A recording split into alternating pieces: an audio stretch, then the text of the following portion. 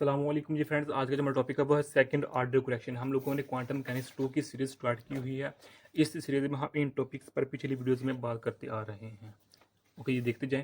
आज की जो मेरे पास वीडियो है वो वीडियो नंबर 11 है। इसका मेरे पास डी पार्ट है, second order correction. A B C part में हमने ये तमाम चीज़ें डिस्कस की हुई हैं जो अभी हम डिस्कस करेंगे। तो इसलिए इस वीडियो में हम सिर्फ डायरेक्ट स्टेप करेंगे, कोई लंबी चौड़ी बातें नहीं करेंगे, क्योंकि वो जो बातें करनी थी वो हमने वीडियो नंबर सी में पार्ट की हुई है, और वीडियो नंबर बी में भी पार्ट हमने की हुई है, और वीडियो नंबर ए में भी हमने वही बातें की हुई हैं। इसलिए अगर आप लोगों को ये फर्स्ट ऑर्डर करेक्शन का पता है तो सेकंड ऑर्डर करेक्शन का ना तो आप लोगों के लिए बहुत आसान हो जाएगा। ओके, तो आइए इसको स्टार्ट करते हैं। बिस्मिल्लाहिर्रहमानिर्रहीम, सल्लल्लाहु तआला अला मुहम्मद सल्लल्लाहु अलैहि वसल्लम। ये हमने इक्वेशन लिखी हुई है सेकंड ऑर्डर करेक्शन की। किसकी? सेकंड ऑर्डर करेक्शन की। अब ये इक्वेशन कहाँ से लिखी है? जो मेरे पास बी पार्ट है ना, ये देखें, जो मेरे पास बी पार्ट है नॉन डिजेनरेट परपेशन थ्योरी, इसमें हमने तीनों इक्वेशन को निकाला हुआ है। ये देखें, जीरो ऑर्डर इक्वेशन को निकाला है, फर्स्ट ऑर्डर को भी और सेकंड ऑर्डर को भी। इसको हमने लास्ट वीडियो में डिस्कस कर लिया था, अब हम इस पर बात करने लगे हैं। इसको मैंने इधर डायरेक्ट लिख दिया है। ओके, अब इस इक्वेशन के दोनों साइड पर मैं इससे मल्टीप्लाई कर देता हूँ तो मेरे पास ये इक्वेशन बन जाएगी। तो इसको मैं मजीद सॉल्व करूँगा तो मेरे पास ये बन जाएगी। ओके, यानी कि जो मेरे पास क्या नाम लेते हैं, EN2 है ना, ये 1 की इक्वल हो जाएगा, ये भी 0 और ये भी 0। ओके, इसमें क्या होगा, ये भी हमारे पास क्या हो जाएगी, 0 हो जाएगी। ओके, तो ये हमें सिंपल सा पता है इन बातों का कि ये देखिए, ये सेम है, ये भी सेम है, ये डिफरेंट है, ये 0 हो जाएगी, ये भी डिफरेंट है, ये भी 0 हो जाएगी, तो ये भी डिफरेंट है, ये भी 0 हो जाएगी। तो मेरे पास ये फॉर्म बन गई है एनर्जी। ओके, तो putting value of EN1 in above equation, हमारे पास ये इक्वेशन आ चुकी है। सबसे पहले देखें कि जो मेरे पास ये देखें, ये वाली, ये हमारे पास पावर सीरीज है। तो हम सेकंड ऑर्डर करेक्शन कर रहे हैं, तो सेकंड ऑर्डर करेक्शन का मतलब क्या है कि अब इधर हम ये एनर्जी की फॉर्म है, टोटल एनर्जी को हमने इस फॉर्म लिखा हुआ है और टोटल वेव फंक्शन को हमने इस फॉर्म लिखा हुआ है।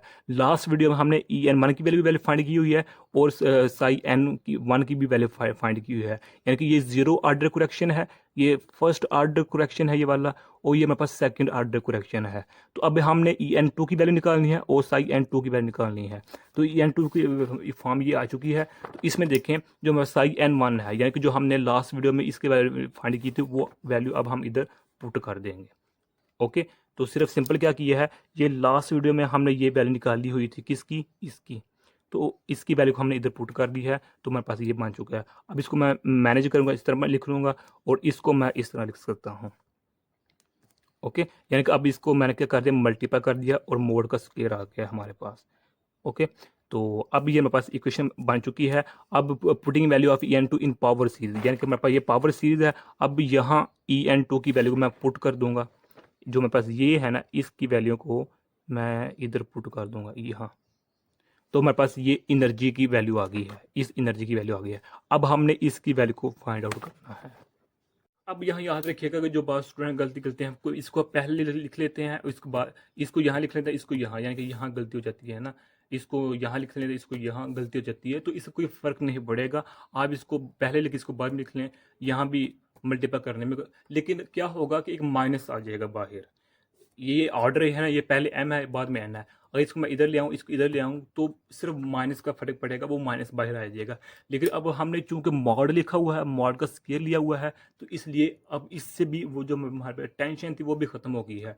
लिहाजा अब इसको इधर लिखे, इसको इधर लिखे, मेरे पास आंसर बिल्कुल सही आएगा, वो माइनस खत्म हो जाएगा इस मॉड के स्केयर की वजह से। ओके, तो अब यहाँ देखें कि ये हमने EN2 की वैल्यू फाइंड कर ली है, इसकी वैल्यू। तो अब हमने इसकी वैल्यू फाइंड करनी है, तो ये मैं आप लोगों को ऊपर छोड़ रहा हूँ, ये आप लोगों ने खुद करनी है। ये देखें, जो हमारे पास था ये वाला, जब हमने फर्स्ट ऑर्डर करेक्शन किया था तो हमने इसमें EN की वैल्यू फाइंड की थी और इसकी भी वैल्यू फाइंड कर दी है। अब जब हम सेकंड ऑर्डर करेक्शन कर रहे हैं, तो सेकंड ऑर्डर करेक्शन में EN2 की वैल्यू मैंने फाइंड कर दी है। अब EN2 की वैल्यू आप लोगों ने खुद फाइंड करनी है। अब कैसे फाइंड करनी है, जिस तरह मैंने फर्स्ट ऑर्डर करेक्शन में फाइंड की हुई है। अब इसलिए आप लास्ट वीडियो देखेंगे तो आप लोगों को एक मेथड पता लग जाएगा और इससे आप लोगों की प्रैक्टिस भी हो जाएगी। तो लिहाजा ये मेरे पास एनर्जी है, तो एनर्जी का अब हमने ये लिख दिया है। ओके, तो ये मेरे पास क्या है, कोरेक्टेड, इसको एनर्जी का नाम देते हैं, ये मेरे पास कोरेक्टेड एनर्जी है। अब इसको जो मेरे पास कोरेक्टेड एनर्जी है, अब इसको मैं इस फॉर्म में भी लिख सकता हूँ, यानी कि देखें ना, मेरे पास ई एन है is equal to E N zero है प्लस है एच पी है प्लस साई एन ये है। ओके, तो अब ये टू है, अब ई एन टू की वैल्यू ये है, ये तमाम वैल्यू आप इधर लिख लें, तो मेरे पास इस इक्वेशन को हम इसमें लिख सकते हैं, इधर आप आर लिख लें, ये लिख लें या ये लिख लें, आप लोगों की अपनी मर्जी है। अब यहाँ एच पी कैसे आया, तो अगर आपने लास्ट वीडियो देखी हुई है तो उसमें जब हमने एनर्जी की वैल्यू फाइंड की तो हमारे पास एच पी की फॉर्म में आई थी। ओके, तो अब पावर सीरीज में हमने एनर्जी को फाइंड मैंने कर दी है। अब जो है साई एन टू ये आप लोगों को खुद फाइंड करना है, तो इधर मैं इसकी जो वैल्यू है वो मैं डायरेक्ट लिख देता हूँ। तो मेरे पास साई एन टू की वैल्यू आएगी आप लोगों के पास, वो मेरे पास आएगी m is equal to n not equal. ये याद रखिएगा कि जब हमने फर्स्ट ऑर्डर करेक्शन किया था तो उसमें भी हमारे पास n is equal to n नहीं था और इसमें भी m is equal to n नहीं है। ओके, तो ये हमारे पास, तो इधर भी मॉड आएगा। ओके, एच पी है और ये मेरे पास n है, ये मॉड स्क्वायर है, और हमारे पास क्या है ई एन ज़ीरो है, नेगेटिव ई एम ज़ीरो है। ये आप ट्राई करेंगे तो इंशाल्लाह आप लोगों से निकल आएगा। अच्छा, यहाँ एक चलिए मैं जाते जाते एक बात बताता चलूँ, ये देखिए इतना लंबा प्रोसेस हम किस लिए कर रहे हैं। देखिए ना, एक सोचने वाली बात है कि किस तरह कर रहे हैं, क्यों कर रहे हैं। ये देखें ना, अब जो मेरे पास ये वैल्यू है इसको मैं इधर लिख देता हूँ। जो टोटल ई एन है, जो फर्स्ट, अगर मैं हाइड्रोजन एटम की बात करूँ, हाइड्रोजन एटम में जो बोहर ने एनर्जी निकाली थी ना first order zero order correction की, यानी कि जो फर्स्ट शेल की वो निकाली थी उसने, नेगेटिव 13.6 इलेक्ट्रॉन वोल्ट ये निकाली थी। ओके, तो अगर हम चाहते हैं, अगर हम साइंसदान ये चाहते हैं, अगर हम फिजिसिस्ट ये चाहते हैं कि अगर हमें मोर एक्यूरेसी चाहिए तो फिर उसके लिए इसकी ज़रूरत पड़ेगी, इसकी ज़रूरत पड़ेगी।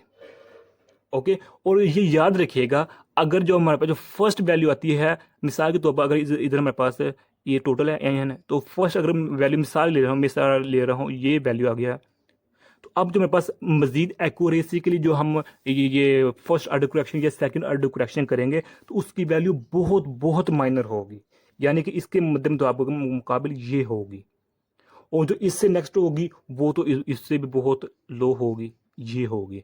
अब ये यहाँ याद रखिएगा कि जो हम ये वैल्यू फाइंड कर रहे हैं इसका ज़्यादा इस पर अब फ़र्क नहीं पड़ेगा।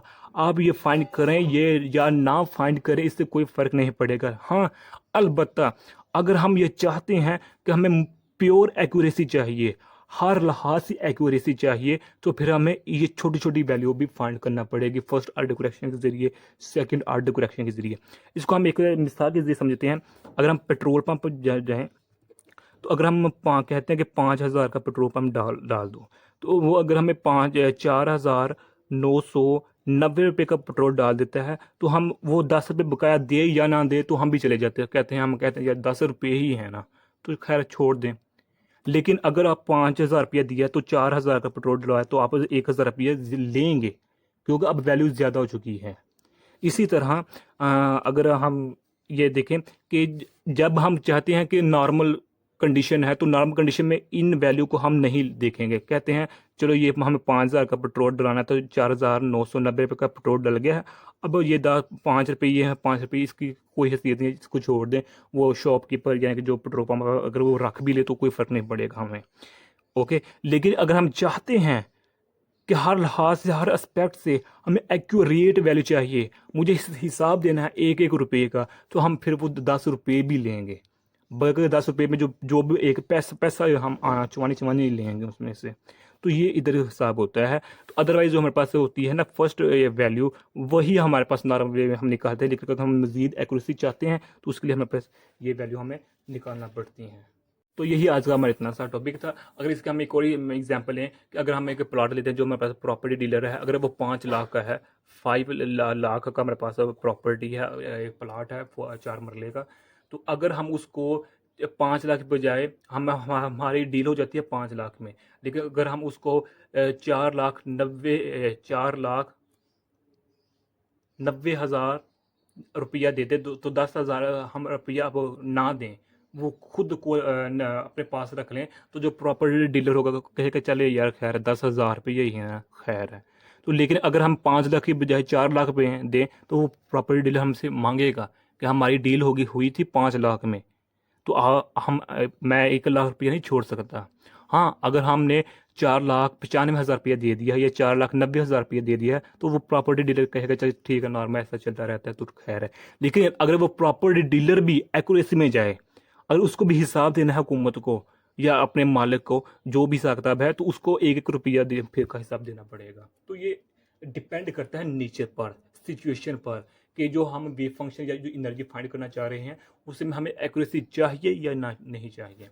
तो यही आज का हमारा इतना सा टॉपिक था, जज़ाकल्लाह खैरा। तो अगर आप लोग अभी तक हमारे चैनल पाक एमन अकेडमी इसको सब्सक्राइब नहीं किया तो प्लीज़ सब्सक्राइब कर दीजिए। जज़ाकल्लाह खैर, दुआ में याद रखिएगा। अस्सलाम वालेकुम रहमतुल्लाहि व बरकातहू।